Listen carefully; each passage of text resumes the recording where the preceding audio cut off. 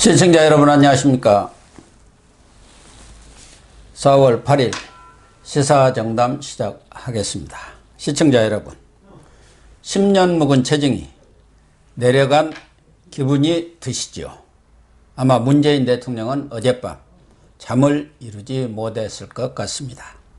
4.15 로또 대박에서 4.7 쪽박을 찬 여권의 앞날 어떻게 될 것인지 윤영걸 전 매경닷컴 대표님과 전망해 보도록 하겠습니다. 안녕하세요. 네, 안녕하세요. 네. 어제 이 재보선 지켜봤습니까? 네. 근데 뭐 초반에 워낙 네. 출구조사가 8시에 끝나는데 8시 15분에 나와서 바로 와인 한 병 깠습니다. 아, 그래요? 집에서 제일 좋은 와인 한 병 깠어요. 보통 집에서 먹으면 와인 한 반 병, 3분의 1 정도 먹는데 어제는 한 병을 그냥 나발 불었습니다. 너무 즐거워서. 예. 바로 아마... 정의는 살아있다. 예. 정의는 살아있다. 하느님이 바로바로 판단 안 내려주시지만 네. 조금 시간을 두고 반드시 판단을 내려주신다. 네. 이런 생각이 들었습니다. 예. 합력하여 선도 이루지만 네. 말씀하신 하나님은 다 네. 몽뚱거리 갖고 그렇죠. 거기에 대해서 회초리를 넣듯이. 그렇죠. 예. 네. 작년에 로또, 4.15 총선 로또잖아요. 완전 로또죠. 코로나 네. 덕택에 네. 그냥 로또 그때, 대박을 터뜨린 거예요. 그때 겸손했어야 되는데 네. 그 오만한 거. 무능하면서 오만하고 거기다 또 위선까지 부리니까 파렴치. 저 위에서 보때 화가 난 거죠. 이놈들하고서 불벼락을 내린 겁니다. 예, 지금이라도 근데 정신을 차려야 되는데 아직까지는 정신 차렸다는 징후는 없는 것 같습니다. 뭐 문재인 대통령은 뭐 한 말씀 하셨나요? 어제까지는 뭐 최종 결과가 안 나왔다. 근데 그래가지고 청와대에서 아무 말이 아침에 없던데. 한마디 하긴 했어요. 아, 그래요? 국민의 뜻을 엄중히 받아들인다. 뭐 아주 근데 예상했던 이야기구만. 그게 자기 얘기겠습니까? 비서가 써준 얘기죠. 예. 예, 행동으로 옮겨야 되는데 오늘 같은 날 벌써 내각 총사퇴하고 청와대 비서실 개편하고 묵은 거 다 부동산 정책 원점부터 다 다시 한다. 뭐 처음부터 그렇게 다 이렇게 나와야지 엄중히 받아들인다고서 의자 삐끄덕거리고 세월 가고 있어요. 엄중은 이낙연이 아주 트레이드 마크 아닙니까? 그렇죠. 예. 그거 뻔해요. 엄중히 받아들인다. 네. 지금까지 추진해온 정책은 차질 없이 마무리를 짓겠다. 네. 그거 하나만한 소리. 그렇죠. 그런 얘기 아닙니까? 네. 참. 그러니까 이 민심을 그 심각성 이번에 대폭발한 거 아닙니까? 그렇죠. 그럼 거기에 대해서 상응하는 네. 어떤 대우 각성이 있어야 하는데 그렇지 않은 것 같아요. 그래 말씀하신 대로 사실 이런 정도 나왔으면은 민주당 같은데 지도부가 총사퇴하고 내각도 그렇죠. 총사퇴하고 그렇죠. 그래서 1년 남아 있지 않습니까? 아직도 정말 1년 대통령이다. 임기 1년짜리 대통령이다 생각하고 지금 다시 시작하겠습니다. 뭐 이래야 하는 거 아니에요? 그렇죠. 오늘 뭐 경제부총리는 한마디 했대요. 지방자치단체장 마음대로 그 건축, 재건축 이런 거 함부로 하는 게 아니다. 그 홍남기 그 사람 뭐 총리설이 있더니 벌써부터 또 딸랑이 하는 그렇죠. 거 아니에요? 지금 모든 실정, 내로남불, 뭐 검찰 수사부터 엉터리, 쇼에 대한 국민이 분노한 데다가 그게 방아쇠 역할을 한 게 부동산이거든요. 그렇죠. 네, 그게 LH 투기 사태. 그렇죠. 그게 방아쇠 역할을 한 거예요. 위선 무능했잖아요. 무능하니까 가격을 막 올리고, 예? 그리고 또 오만하니까 임대차 3법 해가지고 세금 포탄 터트리고, 예? 그리고 위선이니까 김상조, 박주민, LH 공직자들이 투기 막아야 되는데 자기네가 앞장서서 위선하고, 그 국민들이 분노한 거 아니에요. 아니 그죠? 군주론 쓴 마키아벨리가 얘기했잖아요. 아버지 죽인 원수보다 내 돈 뺏어간 놈을 더 사람 오래 간직한다. 기억을. 네. 그만큼 지금 젊은 20대가 이번에 그 국민의힘에 몰표줬거든요. 그렇죠. 자기네들 평생 벌어야 집 못 사니까. 예? 완전히 예. 벼락거지가 돼버린 그렇죠. 거예요. 자고나니까 거지라는 거 아닙니까? 그 젊은이들이 우리 딸도 올해 30인데 아빠 나는 평생 집 못 살 것 같아 그러더라고요. 그게 이제 윤 대표님한테 압박을 주는 거예요. 그럼 내가 집 못 사니까 아버지가 좀 책임을 져주세요. 그동안 기득권 누렸잖아요. 그거 아닙니까? 그러니까 50대, 60대 이상은 세금 폭탄. 여기에 분노한 거죠. 저가 집이 이제 관악산, 청계산 그 입구 근처에 살거든요. 예.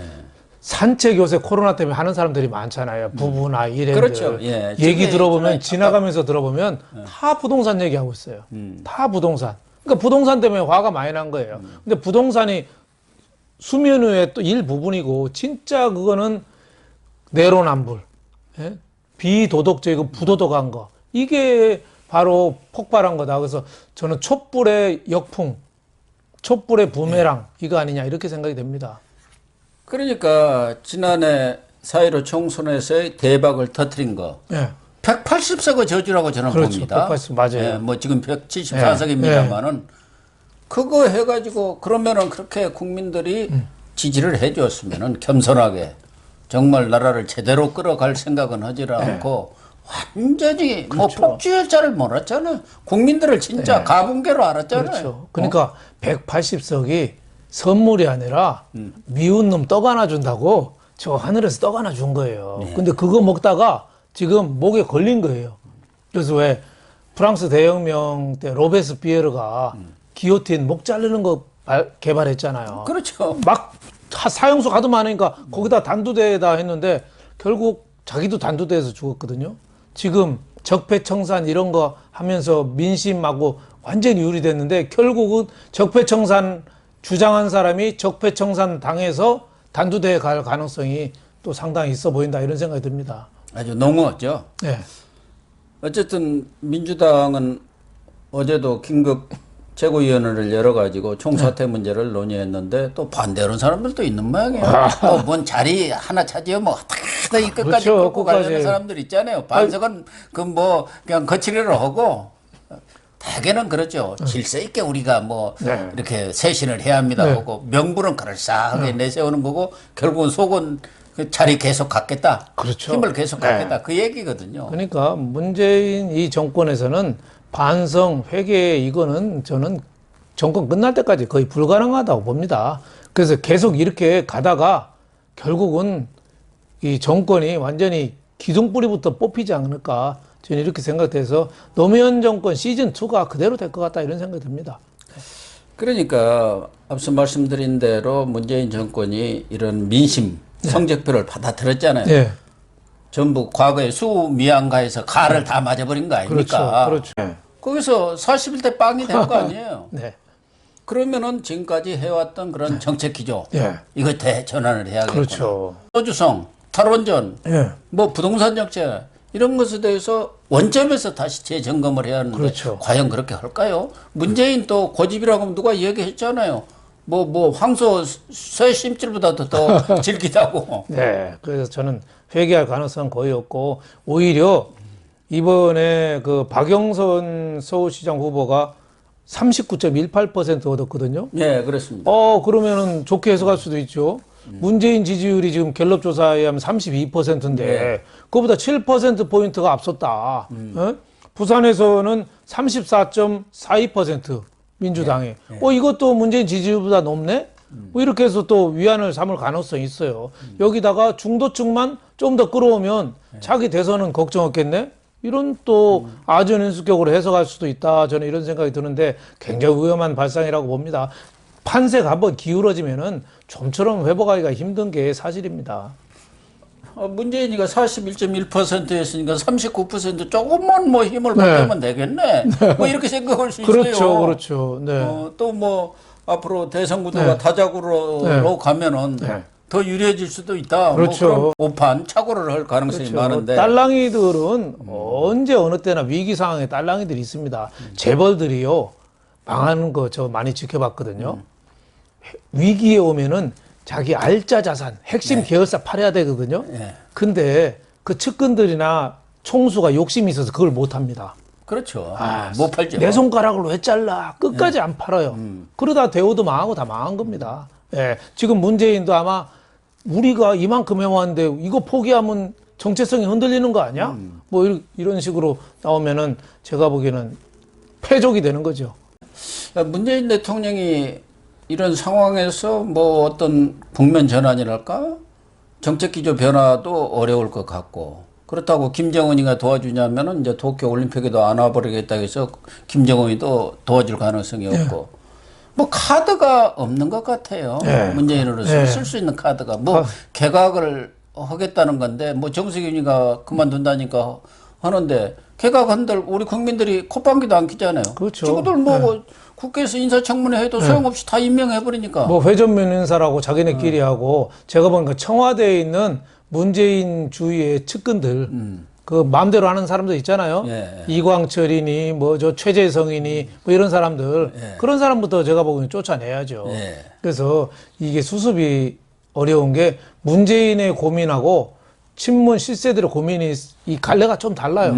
문재인의 고민은 퇴임하고 감옥 안 가는 게 그게 목표겠죠. 예, 근데 그렇죠. 친문들은 정권을 대선에서 이겨가지고 계속 하는 게 또 목표겠죠. 예. 그 갈래가 좀 달라서 수습하기가 좀 어려울 수도 있겠다 이런 생각이 듭니다. 예, 문재인은 벌써 레임덕에 빠졌기 때문에 아마 청와대 측근 배제 박탈 삭탈 관직시키기가 쉽지 않고 그냥 끌려가는 이런 공산이 될 가능성이 커 보입니다. 문재인이 지금 할 수 있는 게 거의 없지 않습니까? 그렇죠. 예. 결국은 조용히 예, 그냥 임기를 마치는 게 그게 뭐 최선이라고 봐야겠죠. 그렇죠. 예. 예. 그러나 당은 좀 다르지 않습니까? 뭐 말씀하신 대로 내년 대선이 있는 거고 그렇죠. 문재인은 이제 끝난 거고 예. 그러면 당으로서는 우선적으로 나올 수 있는 것이 이번 이렇게 패배를 했으니까 누군가가 책임을 져야 할 것 아니냐. 예. 괜히 이낙연만 뒤집어 쓰게 생겼네요. 결과적으로 문재인 때문에 망한 건데 예. 이낙연은 딸랑이만 한 거 외에는 없지 않습니까? 이낙연은 오늘부터 저 코로나19로 자가격리에 들어갔어요. 근데 자가격리를 안 해도 된대요. 그 와이프가 어디 뭐 누구랑 접촉을 했는데 확진자고 접촉했다면. 예, 안 해도 된대요. 자율사항인데 왜 굳이 이 바쁜 와중에 자가격리를 했겠어요.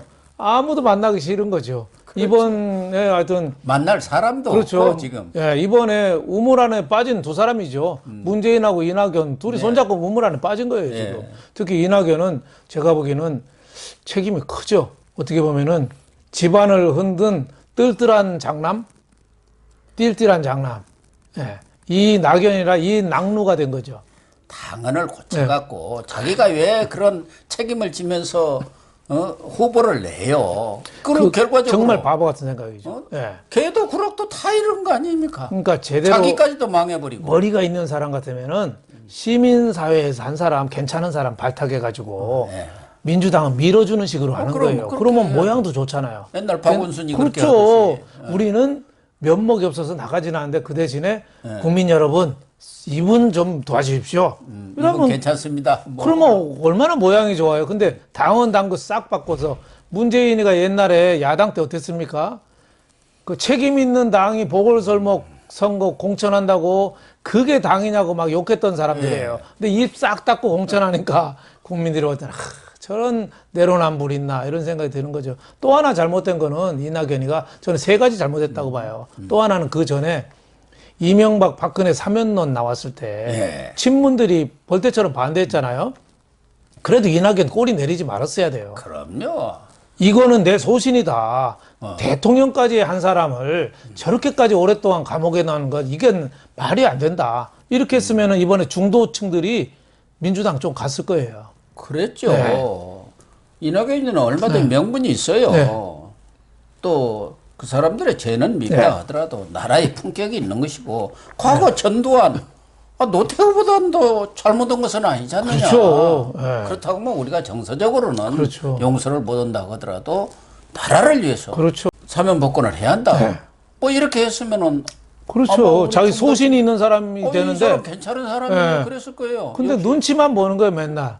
눈동자만 달그락 움직이니까, 아이고, 한심한 친구들. 그 세 번째 이낙연 실수한 거, 이번 선거 상임선대위원장 사실상 총괄했거든요. 국민의힘에서는 김종인이가 지휘하고, 여기서는 이낙연이가 지휘한 건데, 컨트롤 타워가 이번에 완전히 무너져 버렸어요. 그렇죠. 있는지 누가 책임자인지 아예 보이질 않았어요. 그 진선미나 뭐 남인순이나 고민정 같이 박원순 피해자 2차 가해에 앞장섰던 사람을 선거 캠프에 들어오고 또 네거티브 앞장서고 또 진성준 의원 같은 사람이 중대 결심한다고 그랬잖아요. 근데 박영선 후보는 기자들이 물어보니까 그런 일이 있었어요? 그러니까 그러니까 컨트롤 캠프 내외에서도 소통이 안 되는 저런 주먹구구식 저런 선거를 했으니까 민주당이 철저히 망한 거 아닌가 이런 생각이 듭니다. 어쨌든 민주당으로서는 이제 지도체제도 네. 개편을 해야 해요. 네. 5월 달에 하기로 되어 네. 있고 이미 뭐 송영길, 우원식, 홍영표 이런 네. 사람들이 물밑에서 열심히 뛰고 있지 않습니까? 네. 또 원내대표도 같이 네, 그렇습니다. 바꿔야 하고 네. 이런 문제가 있고 어쨌든 또 그 책임론을 넘어서 이제 당을 쇄신하자는 그런 쇄신론이 분출할 것 아니겠습니까?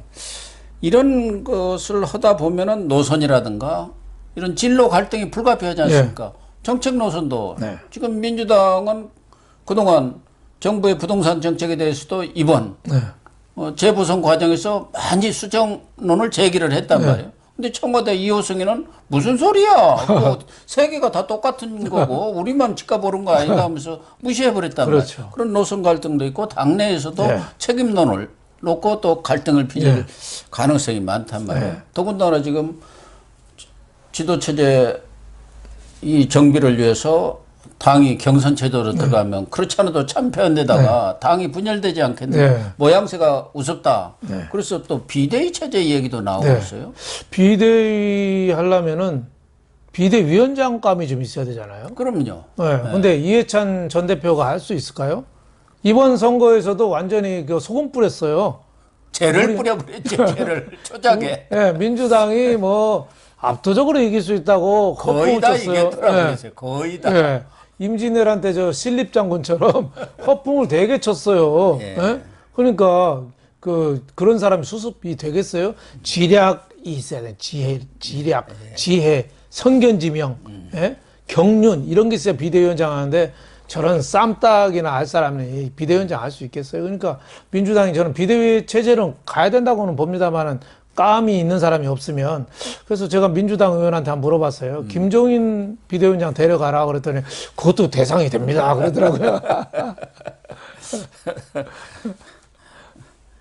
문희상이가 또 나타나야 하나? 뭐 비대한 사람은 다 되는 거죠. 비대위원장이니까. 그냥 뭐 국회의장 말기에 자기 아들 때문에 그런 짓만 없었으면 과거에도 또 뭐 그런 비대위원장 아주 단골로 맡았었잖아요. 그렇죠. 장비 스타일로 와가지고 뭐 청룡도를 휘두른다고 진다 하면서 했을 텐데 지금 뭐 그런 사람이 없어요. 비대위원장을 맡을 사람. 예를 들면은 정세균 씨 같은 분이 대선에 안 나가고 내가 비대위를 맡아서 당을 추스리겠다 하면 뭐 가능할 수 있을 거예요.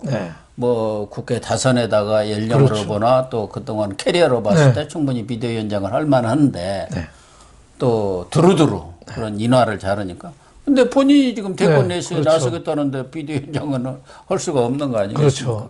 그래서 어떻게 보면은 문재인도 카드가 없고 당도 지리밀려라면서 국정이 난맥, 혼란으로 갈 가능성이 크지 않. 그게 이제 우리 국민들 입장에서는 골치 아픈 거예요. 그렇죠. 이것도 저것도 아니고. 집권 세력 아닙니까 어쨌든. 그렇죠. 뭐 경제가 가장 큰 문제고 저 부동산이 우선 걱정 아닙니까? 공공주도 개발을 해서 공급한다는데 지금 담당 장관 변창흠이도 경질을 한다고 그랬잖아요. 아직도 안 나갔어요. 아직도 안 나갔어요. 곧 나갈 사람이 저걸 지휘한다는 게 말이 돼요? 영이 서겠습니까? 그리고 LH공사가 이번 투기의 온상인데 LH공사가 주도한다는데 큰 설득력이 있겠어요? 그럼요. 그러니까 저게 당, 정 아무 생각이 없는 거 아닌가 이런 생각이 들어서 이때는 고치는 방법 딱 하나입니다. 기본으로 돌아가서 처음부터 시작해야죠. 지금 부동산 정책은 성형수술 25번 한 얼굴하고 똑같아요. 이제부터라도 바꿔야 된다고 봅니다. 뭐 지도체제 정비라든가 뭐 어떤 노선 갈등 이런 것들도 있지만 결과적으로는 그것이 응축돼서 나타나는 게 결국은 대권 레이스 아니겠습니까? 그렇죠. 이번 뭐 재보선 결과 이재명의 경기지사 입지가 더 공고해졌다. 1위를 확실히 굳힌 거 아니냐. 이낙연은 이제 완전 탈락시켜버렸고 그러면 과연 이재명 체제가 공고해진 겁니까? 저는 우선은 이재명이가 가장 큰 수혜자 같거든요. 그 신명이 났다서 제명인지는 모르겠어요. 근데 이재명을 단독 질주하도록 당에서 놔두겠습니까? 그러니까요. 그게 문제죠. 당내 세력 별로 없거든요. 예. 예. 또 이재명의 약점이라는 건 더 뻔히 있는데 지금 이재명의 지지율이 이렇게 올라간 거는 사실 중도 보수 쪽에서 이재명 여론조사할 때 적합도 할 때 많은 점수를 주어서 그렇거든요. 예. 이게 진짜 시험 본선 가서 이재명 지지율이 이렇게 유지될까? 또 친문이 아니거든요. 예. 문재인 입장에서는 아마 윤석열 대통령보다 이재명 대통령이 더 무서울 겁니다. 그래서 저는 이재명의 그 곳곳에 지뢰밭이 있을 거다. 그래서 저거는 가만히는 안 놔둘 거다. 이런 생각이 좀 듭니다. 친문 입장에서는 네. 이번에 LH 투기 사태가 네. 결정적으로 그렇죠. 이 도화선을 당겼지 않습니까? 네, 그렇죠. 그런데 그것을 제기한 데가 네. 친여 아주 대표적인 네. 관변단체가 지금 그렇죠. 전락했죠. 뭐 시민단체도. 그렇죠. 민변호고 참여연대가 있어요. 거기서 했어요. 네. 거기 두 사람 변호사 나온 사람이 바로 이재명 사람 아닙니까? 네. 그래서 친문에서는 네. 계속 이재명 그렇죠. 역할론이 그동안 음모론이 나온 거랍니다. 나오고 있죠. 그러니까 의구심을 어떻게 버리겠습니까? 그렇죠. 자기 혼자 네. 독주하려고 다른 사람을 싹쓸이했다. 그렇죠. 정권 자체를 네. 망가뜨렸다. 이런 얘기가 하나 나올 수 있고. 그렇죠. 또 얼마 전에 뭐 민심이 심상치 않다. 정부가 정신을 차려야 한다 하면서 마치 자기는 딴 사람인 것처럼. 네. 그럼 뭐 한 24, 5일부터 계속 페이스북에 네. 차별화 정책을 네. 그런 의견들을 내놨지 않습니까? 네, 그렇습니다. 벌써부터 이미 문재인이라든가 네. 이 정권하고는 차별화하는 네. 그런 전략을 쓰고 있기 때문에 그렇죠. 이 정권의 핵심 세력이라든가 운동권 입장에서 보면은 아니 이재명을 어떻게 믿느냐. 당장 그렇게 나올 것 아니겠습니까? 그렇죠. 네. LH 사태가 이재명 쪽에서 흘렸다는 루머가 계속 나오고 있죠. 예. 그리고 이번 보궐선거에서 결정적인 LH 사태가 또 그 도화선이 됐던 건 또 사실이고, 그러니까 친문 이런 쪽에서 이재명에 대한 그 피해의식 이건 또 상당히 있기 때문에 아마 순탄하게 저는 가지는 않을 거다 이런 생각이 듭니다. 이제 뭐 이재명이가 현재로서는 네.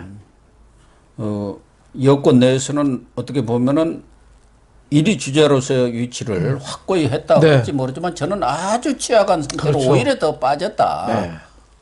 오히려 리스크가 더 네. 커졌다 그렇게 보는 거고. 시상대 1위 금메달 받는 시상대인데 올라가 있는데 그 밑에가 모래가 있는 거죠.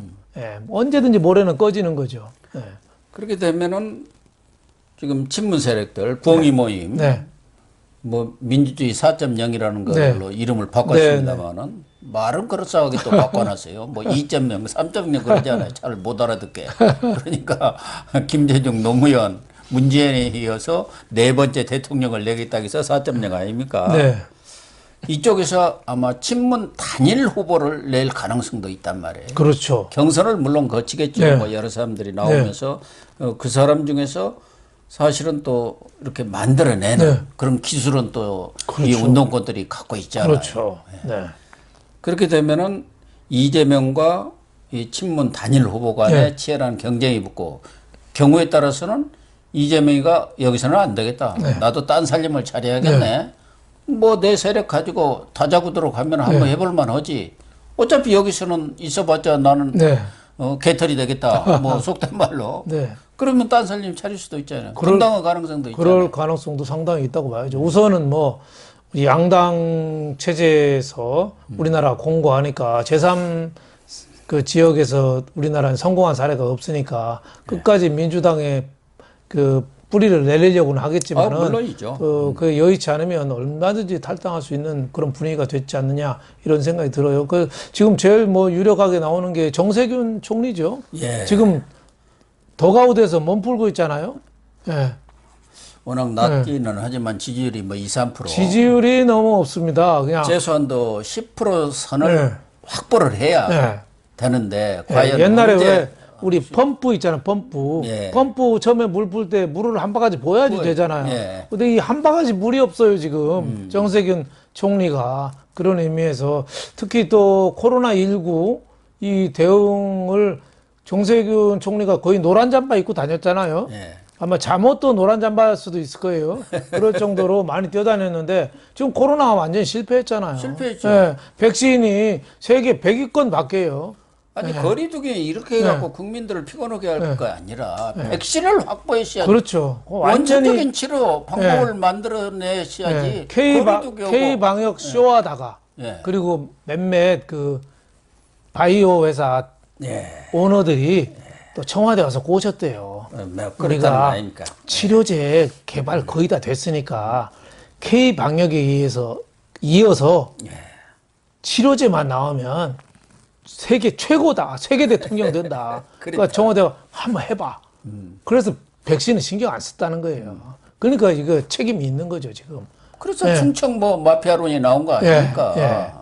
뭐 셀트리온이다 뭐다 네. 해가지고 거기서 만들어낸다 그러니까 거기에 혹 해가지고 그렇죠. 백신은 나중에 하고 그 뭐 급한 일 아니잖아. 그렇죠. 우리 K방역 잘했는데 그렇죠. 그러다가 지금 이렇게 망해버린 거 아닙니까?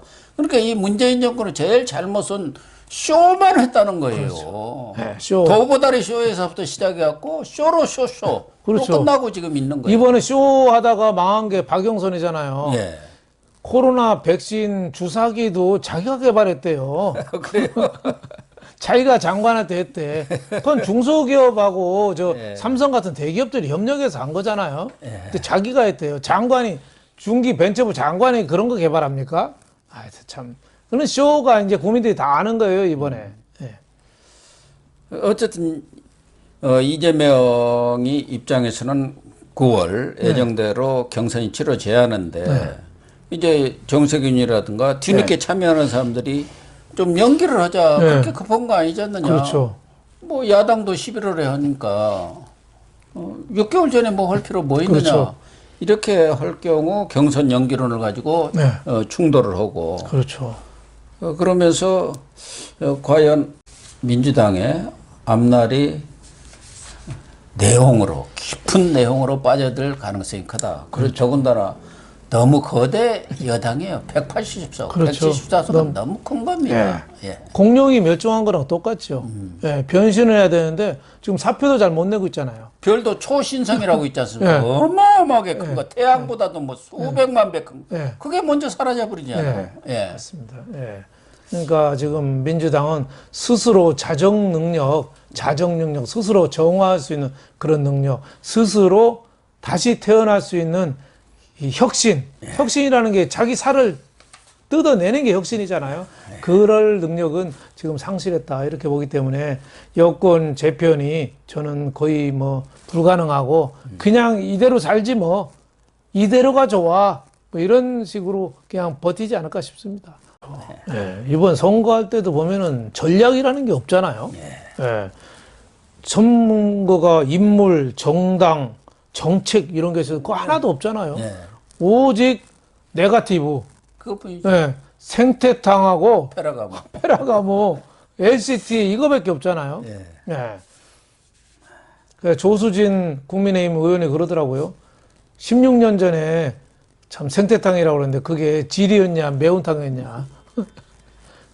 결과적으로 보면은 김종인 국민의힘 비대위원장이 얘기한 대로 상식이 이긴 선거예요. 그렇죠. 맞습니다. 상식을 무시한 정권 아닙니까? 예. 맞습니다. 어쨌든 여권은 좀 앞으로 극심한 혼란상을 겪지 않겠느냐 그렇게 정리를 하고요.